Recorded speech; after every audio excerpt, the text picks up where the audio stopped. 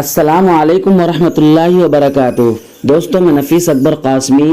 آج کل ہر جگہ ہر نوجوان بلکہ ہر بچہ اپنے سر کا بال ایک انوکھے انداز میں کٹواتا ہے۔ آج بچے کی زبان پر ہے کہ مجھے فوجی کٹنگ کٹوانا ہے، مجھے مرغا کٹنگ کٹوانا ہے، مجھے ون سائڈ کٹنگ کٹوانا ہے۔ کیا اس طرح کی ہیئر کٹنگ اسلام میں جائز ہے؟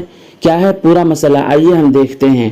چنانچہ اسی سلسلے میں کسی نے دارالعلوم دیوبند سے فتویٰ پوچھا ہے، آپ بھی اسکرین پر دیکھ سکتے ہیں۔ سوال: حضرت قضا کی شرعی تفصیل بیان کر دیجئے۔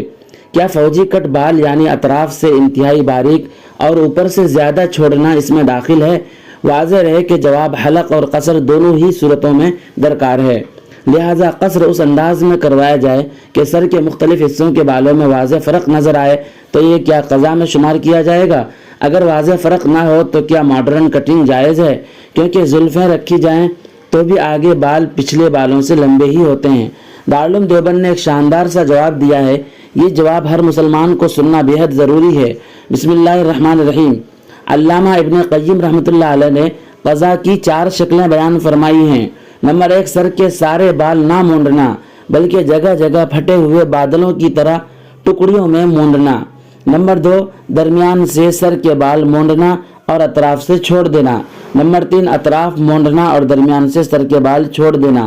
نمبر 4، آگے سے بال مونڈنا اور پیچھے سے چھوڑ دینا۔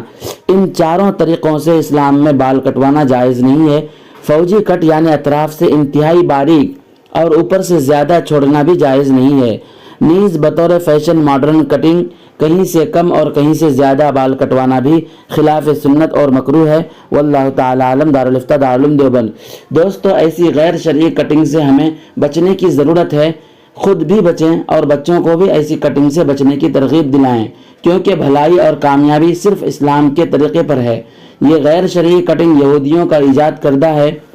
اللہ تعالیٰ سے دعا ہے کہ رب العزت ہمیں حضور اکرم صلی اللہ علیہ وسلم کی سنتوں کو اپنانے کی توفیق عطا فرمائے۔ آپ علیہ السلام کی زندگی کے مطابق ہمیں بھی زندگی گزارنے کی توفیق عطا فرمائے۔ پھر ملتے ہیں کسی نئی ویڈیو کے ساتھ۔ السلام علیکم ورحمۃ اللہ وبرکاتہ۔